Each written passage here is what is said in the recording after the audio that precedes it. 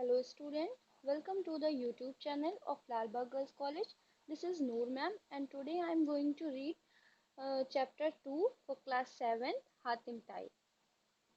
तो बच्चों ये किस्सा हातिम ताई आपके चैप्टर 2 में है, जिसकी स्टोरी है कि मीर अमन की मशहूर किताब बागो बहार उर्दू अदब की बहुत कीमती किताब है, क्योंकि आसान उर्दू की बुनियाद बागो बहार से ही पड़ती है। किस्सा हातिम ताई इस किताब से लिया गया है, जिसे हातिम ताई जैसे सखी आदमी की नेकी, शराफत और सखावत के सबब बादशाह अरब जिसका नाम नवाफिल है, मतलब जो अरब का बादशाह था जिसका नाम नवाफिल है, और जो हातिम से हसद रखता था यानी हसद जलन रखना, वो भी उसका दोस्त बन गया। यानी कि वो इतना अच्छा और नेक दिल का था कि उसका जो दुश्मन था वो भी उसका दोस्त बन गया।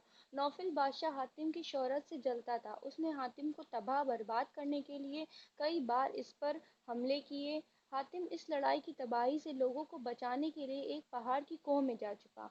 नौफिल ने हातिम को इसके घर में न पाया, उसका सब सामान लूट लिया और ये ऐलान कर दिया कि जो आदमी हातिम को पकड़ कर लाएगा उसको 500 अशर्फियाँ इनाम में दी जाएंगी।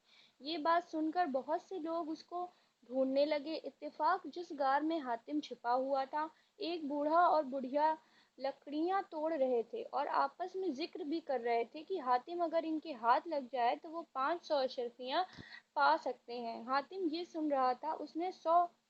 उसने सोचा उनकी ख्वाहिश ज़रूर पूरी होना चाहिए।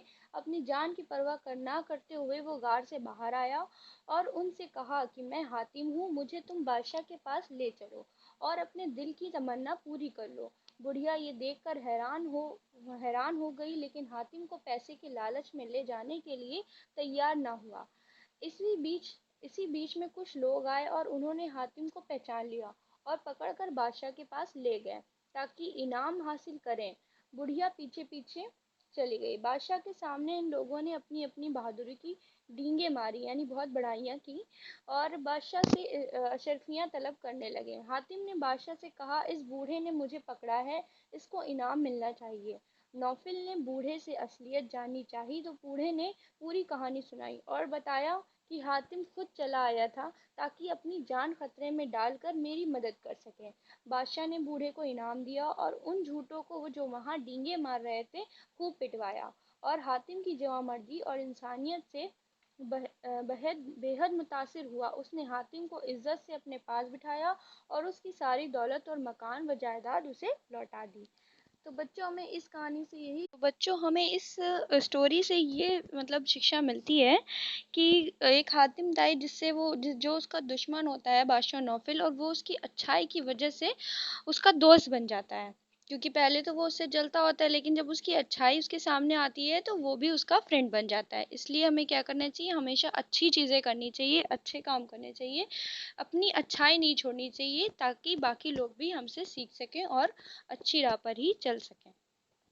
तो आज का ये क्लास 7 के लिए था। इसके नोट्स मैं आपको इसके वीडियो के बाद दे दूँगी नोट्स, ठीक है।